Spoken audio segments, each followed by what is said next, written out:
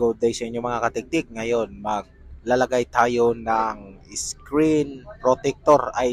Di pala screen protector to. Camera lens protector to mga katiktik ng iPhone 14 Pro Max. So, syempre kailangan natin linisin muna ang ating camera para walang dumi doon sa loob niya maiwan mga katiktik bago natin lagyan ng protector sa kanyang camera.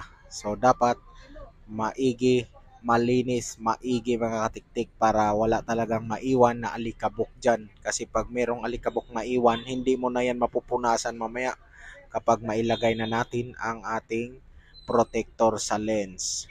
So ganyan lang ka mga katiktik. Pagkatapos nung una, yung medyo basa, ito naman yung pangpatuyo mga katiktik. Pinupunas natin para matuyo ang kanyang camera mga katiktik kasi dapat tuyo talaga para dikit at kapit na kapit ang kanyang protector dito sa ating camera lens. So ganyan lang mga katiktik, punasan nyo lang maigi at linisin mo lang maigi katulad ng ginagawa ko.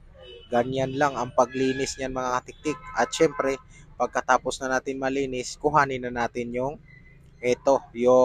camera lens protector. So ito pa lang napili ko mga katiktik para hindi siya mahirap linisin, hindi siya isa-isa. So madali lang itong i-install. Ganyan lang, tuklapin mo lang to. Kasi yung ibang camera lens kasi mga katiktik is isa-isa mo siyang ilagay bawat camera. Pero ito mga katiktik, isang basis mo lang siya ilagay at sabay-sabay mo na yun siya parang maging flat po yan mga katiktik kapag nailagay na natin, maging flat. Kaya hindi na po siya mahirap linisin. Ayan o. So, ganyan lang siya kabilis i-install mga katiktik. Kahit sino pwedeng gawin. Ayan. I-install mo lang siya at dahan-dahan mo siyang i-shoot sa kanyang butas. Siyempre may butas po yan yung camera natin. At makikita mo naman yan. Ayan o.